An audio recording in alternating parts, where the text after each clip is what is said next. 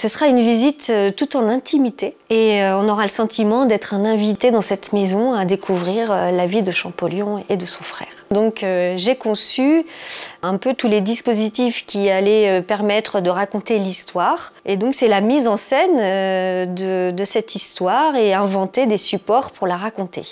Donc les supports, ça peut être tout simplement une vitrine adaptée pour certains objets de collection, mais c'est aussi imaginer une grande maquette qui va raconter le voyage de Champollion ou des petits paysages sous forme de diorama, comme on peut voir là à côté.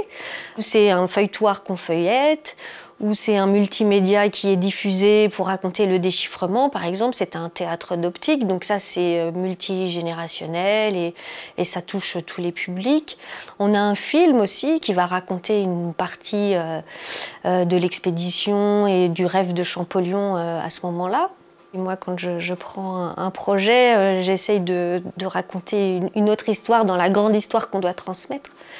Et là, pour moi, il me paraissait très important de faire rendre compte aux visiteurs qui se trouvaient dans une maison dans laquelle avait habité Champollion et que de cette maison, il avait donné naissance à l'égyptologie qui est complètement pharaonique, hein, c'est quelque chose, une dimension qui est grandiose, et que en fait cette chose énorme est née en partie de ce lieu.